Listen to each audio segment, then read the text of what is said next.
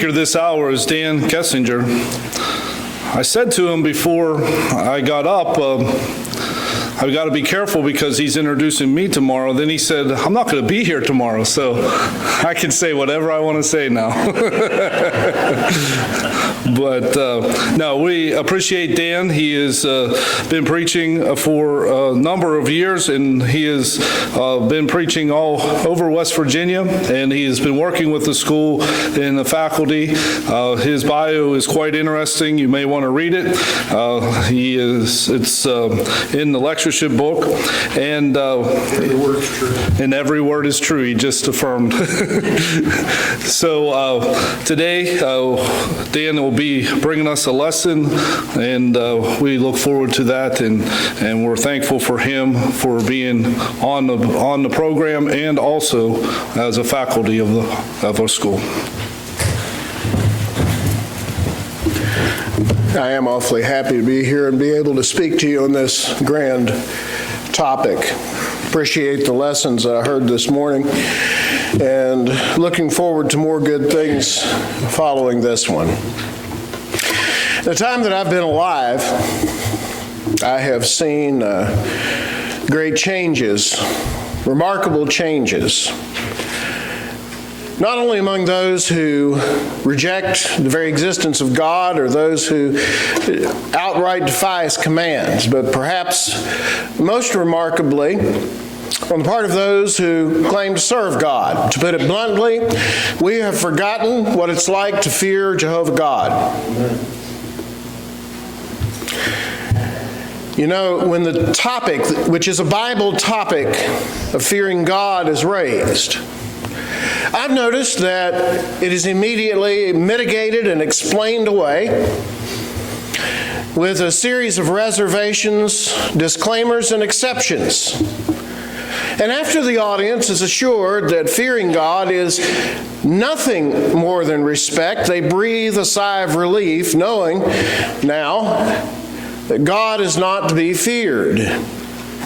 And we wonder about what the Bible tells us, if maybe we've passed the point where, knowing the terror of the Lord, we persuade men, 2 Corinthians chapter 5 and verse 11. I've noticed the same thing on some other similar topics like the nature of God.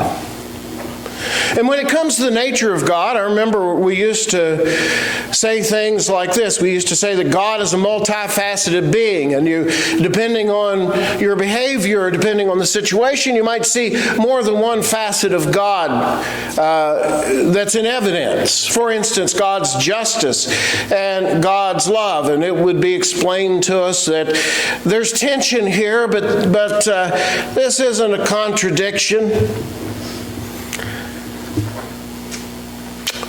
We remember Romans chapter 11 and verse 22. Behold, the goodness and severity of God. And when people would talk about that, they would then explain to us, again, that it might depend on the situation that the person is faced with. And then it would often be explained that God is love, and I don't know another word to use other than personified, maybe deified. In John chapter 4 and verse 16, God is love. And that's certainly true. But after all this is said and done, it becomes very clear to us that when people are thinking about the nature of God, that has changed. And to some people, God, well, when they're thinking about Him, it becomes clear that they think of themselves as God's buddies. And we're not equals. Scripture is replete with examples, statements that God is to be feared. Psalm 111, verse 10, the fear of the Lord is the beginning of wisdom. Ecclesiastes 12:13, to fear the Lord is man's all. Romans 3:18, there is no fear of the Lord before their eyes. And although the love of God calls us to a life beyond stark terror. 1 John chapter 4 and verse 18, because perfect love casts out fear. At the same time, once again, it seems to me It seems to me that we need to remember who He is and who we are. And then we come to think about what people think of God, and the phrase that I want to explore for a moment is this idea of the God of the Old Testament and the God of the New Testament. And to hear some people describe this, it sounds like we're talking about two different gods, or maybe one God with a split personality. And when we consider the penalties for sin and disobedience in the Old Testament, and by the way, we are grateful that we live in the golden age of grace and forgiveness under Christ. Absolutely. But I want to make it very clear to you that there is consistency between the testaments. We're not talking about two different gods.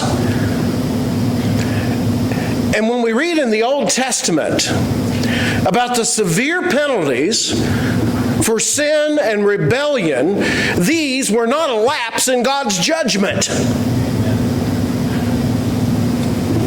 And to hear some people describe the Old Testament, they're appalled. And they seem to be saying, what was wrong with God back then?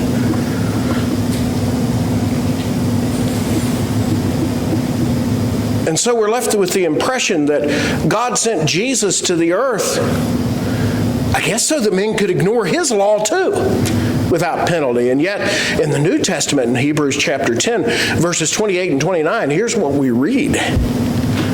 He that despised Moses' law died without mercy under 2 or 3 witnesses. Of how much sorer punishment shall he be thought worthy, who hath trodden the Son of God underfoot, and counted the blood of the covenant wherewith he was sanctified an unholy thing, and done despite to the Spirit of grace. I think that even the vocabulary regarding God has sometimes been softened. I want to take, for example, the difference between two common versions of the Bible and how they have translated the Hebrew word yareh. There are 6 occasions in the Old King James Version where it is translated dreadful. For instance, Genesis chapter 28 and verse 17, when Jacob was at Bethel, when he saw the extraordinary vision that he saw, he said, "How dreadful is this place?" The New King James reads, "How awesome, dude." I'm not sure that awesome really gets it.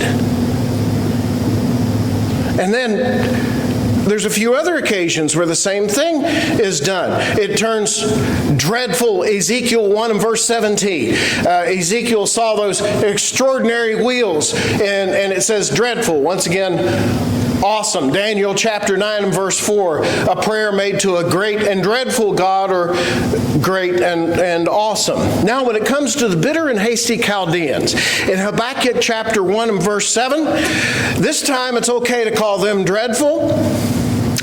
Malachi chapter 1, God is dreadful to the nations. The New King James reads to be feared, which is more like dreadful, I think.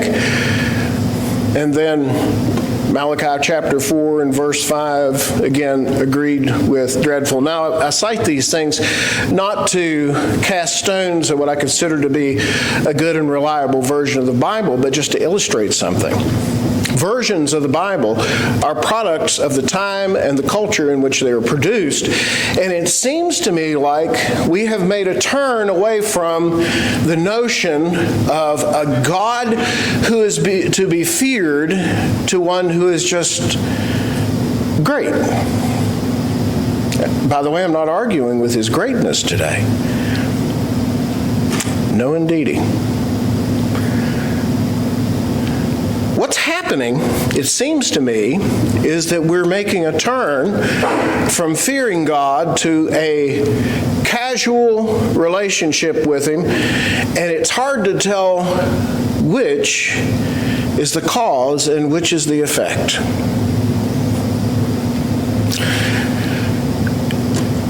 And I take note of this fact. Now, by the way, if you think I'm arguing against seeking a relationship with God, I'm not. That fearsome God has called us into a relationship and a friendship with Him. Romans chapter 8 and verse 15, but we have not received the spirit of bondage again unto fear, but the spirit of adoption, whereby we cry, Abba, Father. I understand that. But I still can't forget who he is. And we're not equals. And I recall that in the book of Revelation, chapter 1 and verse 7, that the man who was literally Jesus' best friend on this earth, and that was John. And it had been many years since John had seen Jesus. He is confronted with Jesus, albeit a different form than the one he had last seen him in. But the Bible says, when I saw him, right there between that, boy, you can't wait to see what happens, can you? When I saw him, I jumped in the air and I danced about with a semi-rhythmic, awkward white boy fashion with my hands in the air like I just didn't care. Is that what happened? I fell at his feet as one dead. I fell at his feet as one dead. Now, it is important to note that the Bible says he reached forth his right hand, laid it on me, and said, "Fear not, I'm the first and the last." Okay, so now John knows he doesn't have to live in terror of the one who is his friend. But they're not equals, folks. Not even close. Let it be said that even in this sensitive age, there's a God who is to be feared. Let it be said that in this 76th Psalm, that it is explained to us that we serve a God who is to be feared. We are not his buddies. Now let's turn our attention to this psalm. Let me give you a little bit of background. The psalm is said to be a psalm of Asaph. Asaph is credited with having written the 50th Psalm and Psalms 73 through or 83. Now, what's interesting about this is this. Asaph was a contemporary of David, and yet the rabbis unanimously declare that Psalm 76 was written considerably after the time of Asaph, and tell us that it was written regarding the defeat of the Assyrians who were laying siege to Jerusalem, which puts it immediately after 722. So what's going on here? Well, the testimony of the ancient rabbis, although some of us might not consider that to be the final word, often it's the best information that we have.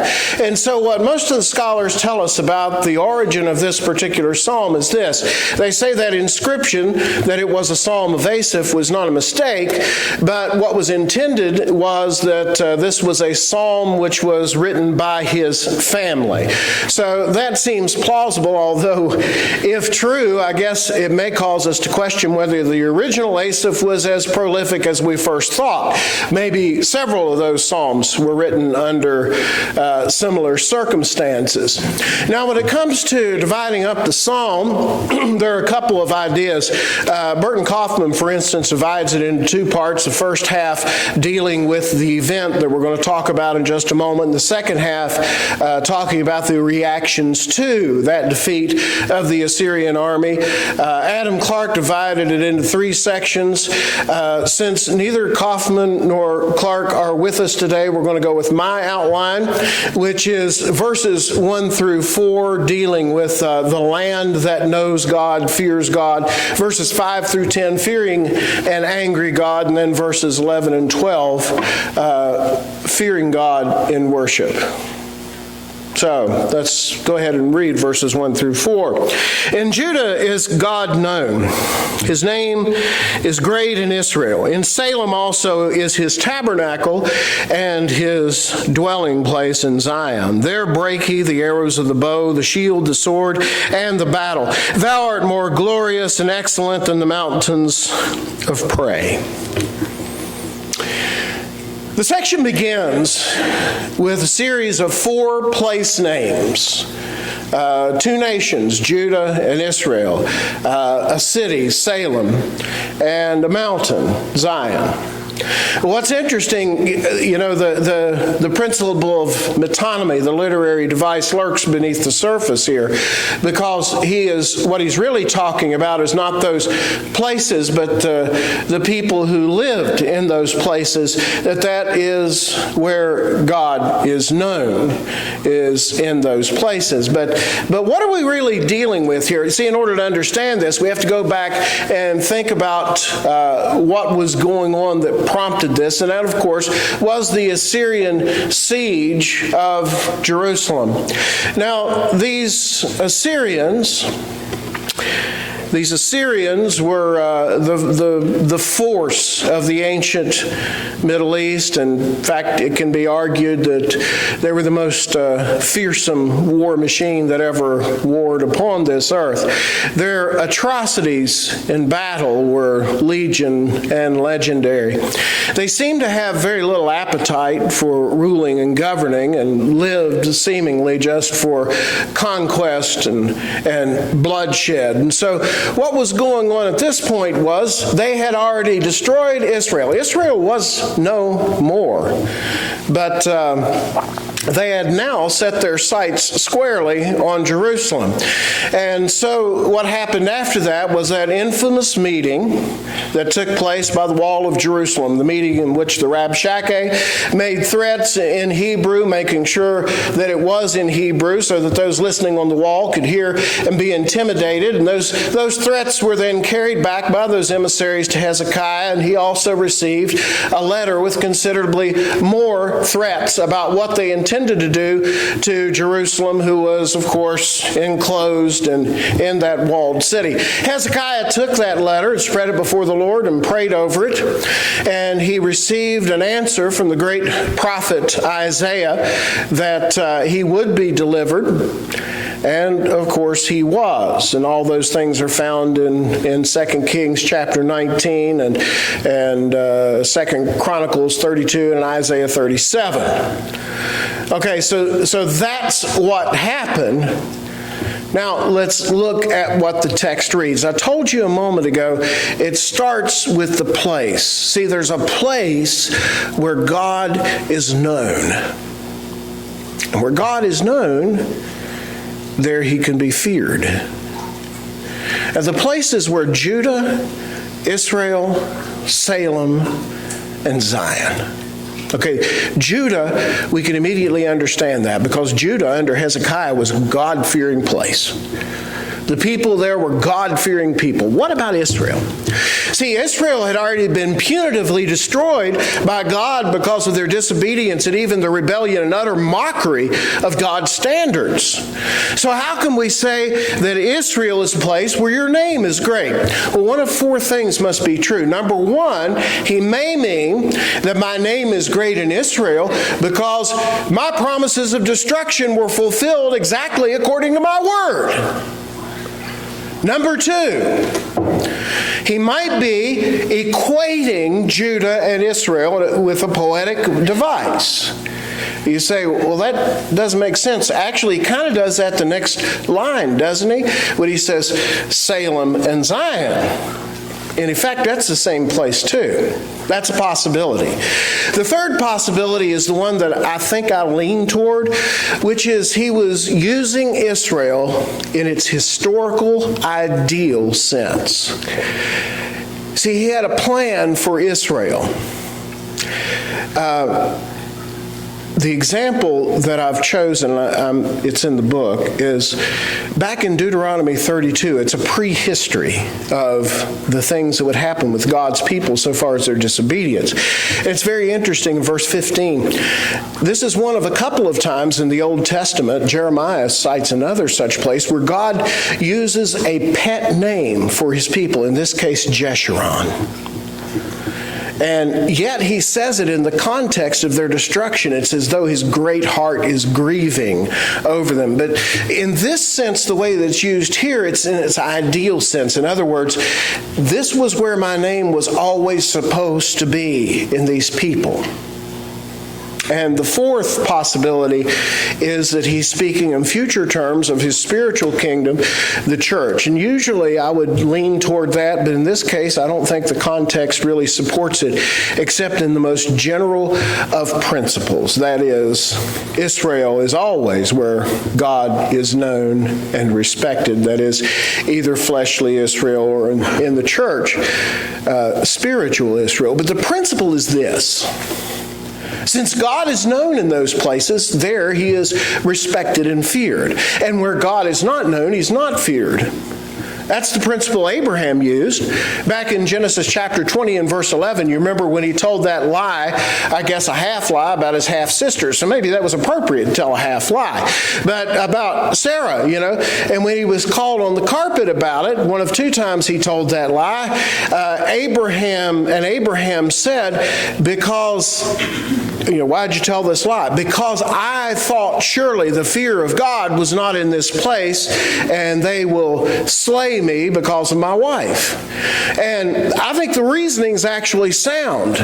What reasoning? The reasoning that if God is not known here, then you cannot expect the fear of God here. So that's what he was taught. So God is said to be in Judah, in Israel, in Salem, and in Zion. That brings us to another point. Why does he say Salem? That's interesting, especially when you read it carefully and you realize he's not talking about the temple, he says tabernacle. So he goes back to the ancient, original name of the city of Jerusalem, calls it Salem, bypasses the temple, goes back to the original tabernacle. It's almost as though this is a back to our roots statement. Salem means peace, and it captures the essence of that city. But aside from all that, what is he saying? In all four of these statements, he's saying God is here. Now, I'm not arguing for God being in one particular place literally any more than he is in another particular place. But especially when we think of the tabernacle and the things that were in it, we're thinking of where God's law was recorded, where people respected him, where the people who obeyed him gathered. At the dedication of the temple, Solomon prayed in 1 Kings chapter 8 and verse 29, that thine eyes may be open toward this house night and day, even toward the place of which thou hast said, my name shall be there. That thou mayest hearken unto the prayers thy servant shall make toward this place. Burton Kaufman argues that the translation tabernacle and dwelling place are, in his words, unfortunate. And he argues that really the flavor is lair. As though God, the ancient Lion of Judah, was lying in wait for those Assyrians and on anyone else who would dare intrude upon his people. If so, it's an excellent segue into verses 3 and 4. Because there we read of the armaments of the Assyrians, the bows, the arrows, the shields, and the swords, and what he calls the mountains of prey. And the Assyrians were dreadfully armed. What is meant in verse 4 when he says, you are more glorious than the mountains of prey? Adam Clarke thought that this was a contrast between God's mountain Zion and the wild mountains. Kaufman quotes Delitzsch in saying it was an appellation of those earthly powers, that the mountains represented that. I disagree. When I read this, my mind immediately goes to one of the more infamous atrocities of the Assyrians, how that they would take their victims, cut their heads off, and make a mountain out of their heads in order to intimidate others. And I think that's what he was talking about when he says, you are more glorious, more excellent, more powerful than their mountains of prey. In any case, again, let it be known that among the nations, the kings that would follow, anybody on this earth, if they don't know God, they're not going to fear him. But let it be known that God is greater. Number 2, let's look at verses 5 through 10. He says, the stout-hearted are spoiled. They have slept their sleep, and none of their men of might have found their hands. At thy rebuke, O God of Jacob, both the chariot and the horses are cast into a deep sleep. Thou, even thou, art to be feared, and who may stand in thy sight when once thou art angry? Thou didst cause judgment to be heard from heaven. The earth feared and was still. That's my favorite part of the whole thing. I'll tell you why in a little bit. When God rose to judgment to save all the meek of the earth, Selah. Surely the wrath of man shall praise thee, the remainder of wrath shalt thou restrain. We think back to the camp of the Assyrians. It was, if we might say, both dreadful and awesome. But when we think about what happened with that camp, and I think it's described in verse 5 in particular, and the phrase there that jumped out to me was, none of them found their hands. And they had everything they needed. They had swords, shields, bows, and arrows. He even mentions chariots and horses. You think about those hands of the Assyrians. Those hands were skilled at the art of destruction. Those hands had a history. And then he says they can't find their hands. Why not? Because they're dead. Those hands are now useless. Can you imagine being able to go and look and think, just think what those hands have done in the past, and just think what those hands intended to do to you and me and our families. And those hands are connected now to a dead man.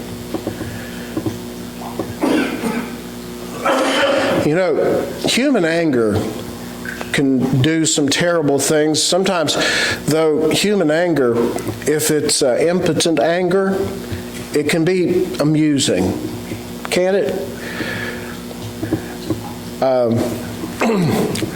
My 2 sons, the younger one more than the older one, I think, they tend to laugh at me when I get mad over little stuff, and the younger one isn't particularly good at doing it behind my back. I'll catch him sometimes. I'll be working on something in the garage. I'll get mad, and he walks out the door, and I know what he's doing. He's laughing at me. And that kind of usually makes me laugh a little bit too. God's anger is never amusing or impotent. Not once. Hebrews 10 and verse 31, it is a fearful thing to fall into the hands of the living God. Hebrews 12:29, for our God is a consuming fire. There are a few times in the Bible when it's discussing the anger of God, and the phrase will be found, God's anger was kindled. It was kindled. You don't want to mess around at a time like that, when God's anger is kindled. Now, the point here, I think, is that God's anger came to a head on a particular day. This was the day of God's judgment against the Assyrians.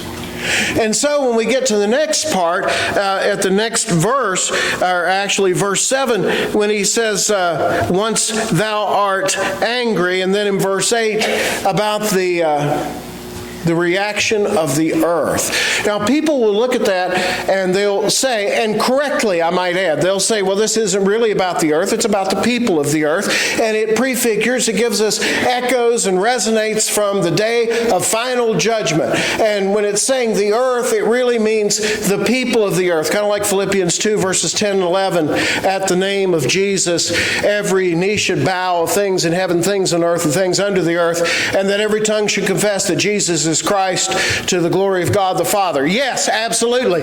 But don't skip over the impact of the poetry. Deal with it first. It's kind of like Habakkuk 2:20. God is in his holy temple, let all the earth keep silence before him. And see, when we go through these verses, like the eschatological verses, Matthew 24, pretty much the whole of Revelation, and even texts that deal with the kingdom, the day of the Lord that was the kingdom, from Joel 2 and Acts 2, what do you see? You see the earth shaken.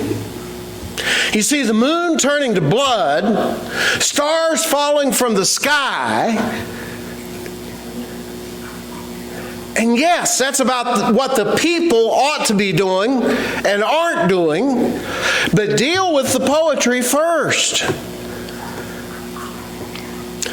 When he says, the earth feared and was still. If you grew up in the country like I did, I hope this means something to you, even if not. But you know, if you live in the country, it's rarely silent. During the day, you have birds that sing. You have, if you're on a farm like I was, you might hear goats bleating and cattle mooing and all kinds of bird songs and the bugs that are out in the day. That's a normal day, especially in the summer. At night, it's different bugs. It's crickets, it's bullfrog, and all sorts of other sounds. And then once in a while, you will be outside, and the earth will fall suddenly and ominously silent. And it happens sometimes right before a storm. And it is a deafening silence. And it seems to me, as I reflect upon this, that we live in a world it's just a din of noise. It's a cacophony of sounds. And because of the sounds of the world, men have become deaf. And so they are unaware of the ominous silence. They can't hear the silence, and they can't smell the smoke. It reminds me of the writer of Revelation, Revelation 6, verses 15 through 17. And I recognize, by the way, in the context, this isn't dealing with final judgment, but it is a temporal judgment in which the principles are valid. And he wrote, the kings of the earth, the great men, the rich men, the chief captains, the mighty men, the bondman, and the free man. They hid themselves in the dens of the earth and the mountains of the rocks, and said to the mountains and the rocks, fall on us, hide us from the face of him that sitteth on the throne, and from the wrath of the Lamb. For the great day of his wrath is come, and who can stand in it? Now, on this particular day, there's something else that you need to consider, and that goes all the way through verse 10, and that is when he says, the wrath will praise God. How is it that the wrath praises him? Well, here's what happened with Assyria. With Assyria, God looked into the wrath that they had, the atrocities they had committed, the unrighteousness, their lack of fear, their rejection of him. He looked at it. He consumed it. And he turned it upon their heads. And what you need to know is God's wrath and his anger is absolutely right and appropriate and selective.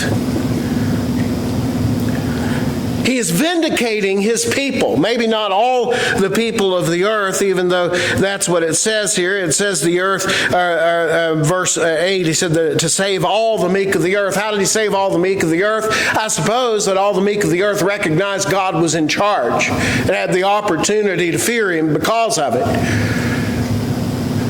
2 Thessalonians chapter 1, seeing it as a righteous thing with God. Verse 6, to recompense tribulation to them that trouble you. That's what's going on here.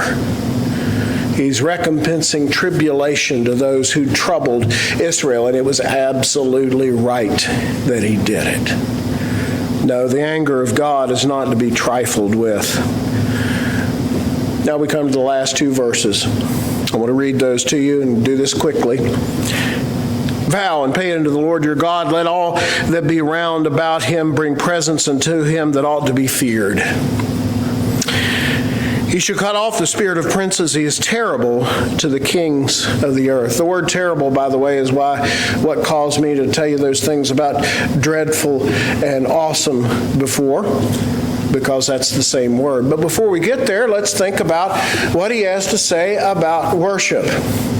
The idea of fearing God and worship, but that is exactly the context. The idea of fearing God and worship may be to many a quaint relic of antiquity, and it can be argued that fearing God and worship is at an all-time low when we consider how little consideration is given to what God actually requires today. And when we think of the overall context of this, and that was the idea, he says, here's what you need to do. He said, bring presents unto him that is to be feared.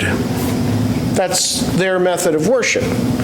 But when you consider what God has just done, now, is it an occasion for happiness? Absolutely. I've observed extremes on this. I've known some in the church who are resentful of anybody who smiled in church, and woe to him that chuckled. It's as though there's a verse in the Bible that says, thou shalt be miserable in church. And I've never found that verse.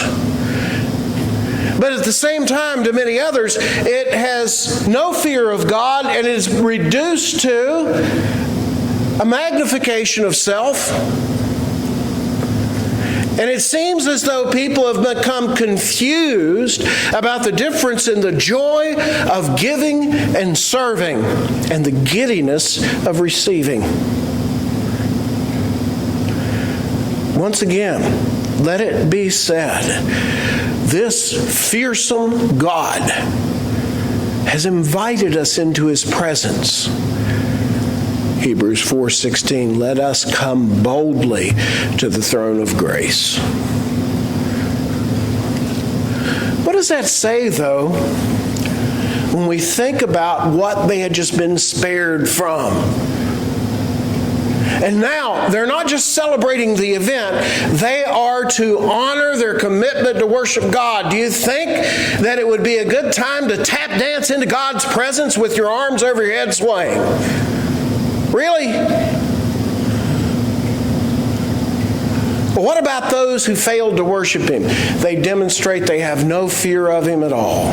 I know people who say, oh, I have a relationship with God, but I don't think I need to go to church. Well, I don't know that buildings are mentioned in the New Testament, but the principle of worship is one that is.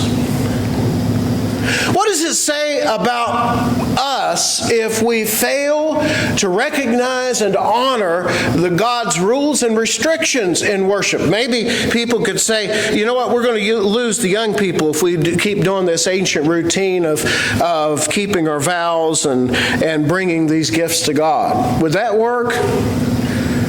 He said, fear God and do this.